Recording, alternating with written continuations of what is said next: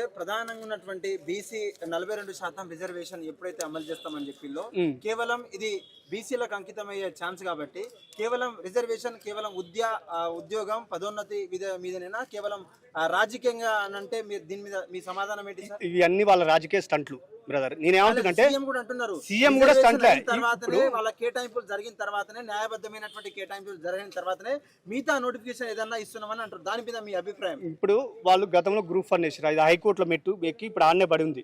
ఎందుకంటే గ్రూప్ 1లో మెయిన్స్కి ఒక హాల్ టికెట్, ప్రిలిమ్స్కి హాల్ టికెట్ ఈ రాష్ట్ర చరిత్రలో ఎన్నడూ లేదు అలాంటి ఎగ్జామ్.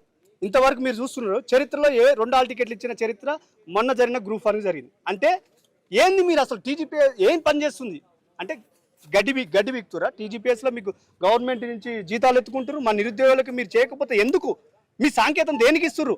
మమ్మల్ని అడుగు తొక్కుతుర్రు. జాబులు వేయరని బాబు కుర్రో ముర్రో అని మొత్తుకుంటుంటే మేము హాస్టల్లో లైబ్రరీలో ఒక పూట తిని ఒక పూట తినక మాకు ఇలా భోజనం కూడా సరిగా లేకుండా మేము చదువుకుంటున్నాం. మీకు సోయి ఉంటే మాకు వెంటనే మీరు తక్షణమే మీరు నోటిఫికేషన్ మీరు అన్న లెక్క ప్రకారమే కానీ జేఎల్ కానీ గ్రూప్ 1 కానీ గ్రూప్ 2 కానీ ఫారెస్ట్ బీట్ ఆఫీసర్ వేస్తాను, దాని దిక్కులేదు. గత ప్రభుత్వం డిఎస్ఎస్ దాన్ని కలిపేసినావు. నీ సొంతంగా ఏం వేసినావు? నువ్వు నియామక పత్రాలు ఇచ్చినావు, అక్కడ కూర్చున్నావు. ఏమన్నంటే 60,000 నోటిఫికేషన్ ఇచ్చిన అంటున్నావు. దేనికి ఇచ్చినావు? నీ సొంతంగా ఒక సర్క్యులర్ జారీ చేసినావు లేదు, శూన్యం. అంటే మమ్మల్ని అనుస్తున్నావు.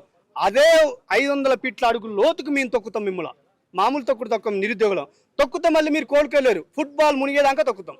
ఇది మీరు గుర్తుపెట్టుకోవాలి. ఏ ఓడైనా సరే మా నిరుద్యోగులు చిన్న చూపు చూస్తే ఇక అదంతా భూకంపం సృష్టిస్తాం. మా విద్యార్థులతో గోక్కున్నాడు ఎవడు బాగుపడలే, ఆడు ఇంకా బాగుపడడు కూడా.